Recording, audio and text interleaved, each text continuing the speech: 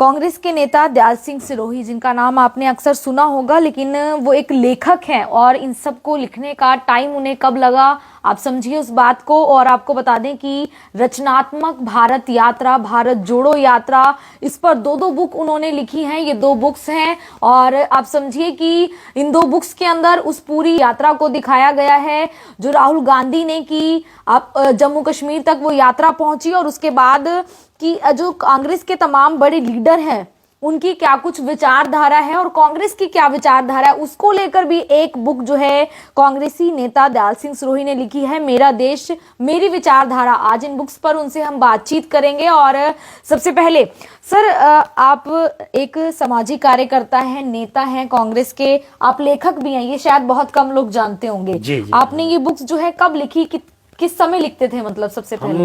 Madam ये भारत जोड़ो यात्रा पे 2 किताब मैंने बुक लिखी हैं और दिन में हम सामाजिक कार्यों में, राजनीतिक कार्यों में व्यस्त रहते हैं और पब्लिक में रहते हैं। रात को हम ये बुक लिखते हैं।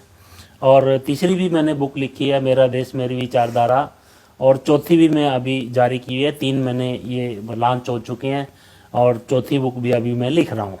मैं रात में ये लिखता हूँ कि जिस तरह से राहुल गांधी ने देश जोड़ने के लिए, भाईचारे के लिए, सौहार्द के लिए, देश हित के लिए, लोकतंत्र की रक्षा के लिए, लोकतंत्र के मूल्यों की रक्षा के लिए, संविधान के मूल्यों की रक्षा के लिए, किसान के लिए, मजदूर के लिए वो कदम कदम चले और वो आज भी चल रहे हैं। तो इस बुक के अंदर जो है ये है कि राहुल गांधी कहाँ पहुंचे और जिन लोगों से मिले उस सबको आपने दिखाया है। इन दोनों बुक में जो रचनात्मक भारत यात्रा है, राहुल गांधी की शुरू से लेके अंत तक, जम्मू कश्मीर तक, जहाँ जहाँ वो रुके, क्या क्या कार्यकलाप रहा, तो उसमें थोड़े थोड़े अंश मैंने पूरा डालने की कोशिश की है, प्रयास किया है। और ये राहुल गांधी जी को जो संस्कार मिले हैं, राहुल गांधी जी को जो प्रेरणा मिली है, उनको प्रेरणा मिली है महात्मा गांधी जी की दांडी यात्रा से, मेरा ये मानना है।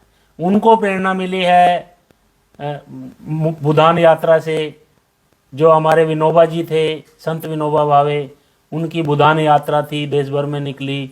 गांधी जी की यात्रा थी। तो ये सिलसिला अभी शुरू नहीं हुआ, ये सिलसिला पहले से चल रहा है। उस सिलसिले को, उस संस्कार को उन्होंने आगे बढ़ाया है और तभी वो देश के लिए एक एक कदम चले। न धूप देखी, न गर्मी देखी, न सर्दी देखी। और इन बुक में साथ साथ, यात्रा के साथ साथ, इंदिरा जी ने देश के लिए क्या किया और किस तरह से देश के लिए संघर्ष किया, नेहरू जी ने देश के लिए क्या क्या किया। और आज के युवाओं को, हमारे सभी को मालूम नहीं है कि नेहरू जी 9.5 साल अंग्रेजों की जेल में इन देशवासियों के लिए रहे और मातृशक्ति के लिए और मातृभूमि के लिए लगभग 9.5 साल उन्होंने जेल में गुजारे। और मैं कहना चाहूँगा कि आज के जो यूथ है, यूथ कांग्रेस है, उनके लिए बहुत कुछ है इसमें। उनको स्पीच के लिए राजीव जी के बारे में, इंदिरा जी के बारे में, पंडित नेहरू जी के बारे में, इनमें बहुत कुछ मिलेगा आपको कि उन्होंने क्या क्या किया, कैसे किया। और फिर डॉक्टर मनमोहन सिंह जी के बारे में, सोनिया जी के बारे में, काफ़ी जो उनके ये संस्कार जो हैं वो आज के नहीं हैं, वो पहले से चले आ रहे हैं। राहुल गांधी जी ने उन कदमों को, मैं ये कह सकता हूं कि उन कदमों को आगे बढ़ाया है। और यात्रा के बाद भी आप देख लीजिए कि वो रुके नहीं हैं। चाहे वो आप कर्नाटक की बात कर लीजिए कि बस में बैठे तो उन्होंने बस फ्री करवा दी महिलाओं के लिए। एक महिला से उन्होंने बात की। स्कूटी पे बैठे तो उन्होंने उनके लिए एक योजना लॉन्च करवा दी। कहीं वो आप किसान मजदूर से मिले तो उनके विचार गहराई से, उनके बारे में क्या हो सकता है वो सोच रहे हैं लागू करने का। कहीं वो ट्रक में बैठे तो उनके बारे में भी उनका गहन मंथन चल रहा है कि क्या क्या स्कीमें इन लोगों के लिए, ट्रांसपोर्ट के लिए और ड्राइवर के लिए हो सकती हैं। तो उसी तरह से वो आज़ादपुर मंडी में आप किसानों से मिले तो उनके बारे में बहुत कुछ इनके बारे में लिखा है। और धीरे धीरे हम चल के आ जाते हैं हरियाणा में बहुत कम लोग ये हमारे बुजुर्गों को छोड़ करके युवाओं को पता होगा कि जो हुड्डा साहब के जो फादर साहब थे, उन्होंने भी देश की आज़ादी के लिए महात्मा गांधी जी के साथ दिया और महात्मा गांधी जी के साथ और अन्य जेलों में वो रहे। लेकिन ये सबको मालूम नहीं है कि वो स्वतंत्रता सेनानी थे और कितना उन्होंने काम किया, कितने साल वो जेल में रहे और किस तरह से उन्होंने देश की आज़ादी के लिए संघर्ष किया। तो इनके संस्कार भी वो पहले से चले आ रहे हैं, उसको आगे दीपेंद्र जी भी उनको आगे बढ़ा रहे हैं, किस तरह से वो संघर्ष कर रहे हैं। चाहे हर गांव में जा रहे हैं, हर गली में जा रहे हैं, कहीं हर जिले में जा रहे हैं, हर कार्यकर्ता से मिल रहे हैं, आम जनमानस से मिल रहे हैं, किसान के मजदूर की आवाज़ उठा रहे हैं। चाहे कोई पहलवान की आवाज़ हो, चाहे कोई खिलाड़ियों की आवाज़ हो, चाहे कोई किसान की आवाज़ हो, चाहे कोई ट्रांसपोर्टर की आवाज़ हो, तो उस राहुल दीपेंद्र हुड्डा जी वो आवाज़ बन के यहाँ हरियाणा की सड़कों पे चलते रहते हैं, आवाज़ बन के लोगों के बीच में रहते हैं और केंद्र और राज्य की सरकार के खिलाफ अपनी आवाज़ को बुलंद रखते हैं। तो हमने यही इन किताबों में दर्शाया है कि मेरा देश मेरी विचारधारा। तो ये इन सब को लेकर है कि कांग्रेस की जो विचारधारा है, जितने महापुरुष हैं जिन्होंने देश के लिए कुर्बानी दी है, देश की आज़ादी के लिए कुर्बानी दी है, इस मातृशक्ति के लिए कुर्बानी दी है, जिन्होंने अपना परिवार छोड़ करके अपना बलिदान दिया है इस देश के लिए, तो ये उन लोगों की पार्टी है। आज यदि हम अपने पूर्वजों के संस्कारों को भूलते हैं तो यह देश के लिए अच्छा नहीं है, मातृभूमि के लिए अच्छा नहीं है। और उन्हीं संस्कारों को राहुल गांधी जी किसी भी बड़ा से बड़ा डर को डरने वाले नहीं हैं, वो अपने कार्यकर्ताओं का भी डर निकालते हैं। तो उसी परंपरा को हमारे जो कार्यकर्ता हैं वो आगे बढ़ा रहे हैं। ये पार्टी है, ये देश के लिए बनी है, देश के लिए काम कर रही है और राहुल गांधी जी पूरे देश में कदम कदम चल रहे हैं। आज हुड्डा साहब ने घर घर जाओ का अभियान, नया अभियान कुछ शुरू किया है। तो हाथ से हाथ जोड़ो के बाद हमारा कार्यकर्ता और हम लोग घर घर जाएंगे, लोगों को जगाएंगे और आने वाला जो समय है कि लोगों ने देख लिया है कि इन लगभग 9.5 साल में किस तरह से देश में बेरोज़गारी, महंगाई, किसान के मुद्दे, युवाओं के मुद्दे, बेरोज़गारी के मुद्दे, महंगाई के मुद्दे, अनेक मुद्दे देश में उभर रहे हैं। तो इन सब को ठीक करने के लिए, देश की जो विचारधारा को ठीक करने के लिए, आपसी भाईचारा सौहार्द बनाने के लिए कांग्रेस जरूरी है। कांग्रेस को लाओ, देश बचाओ।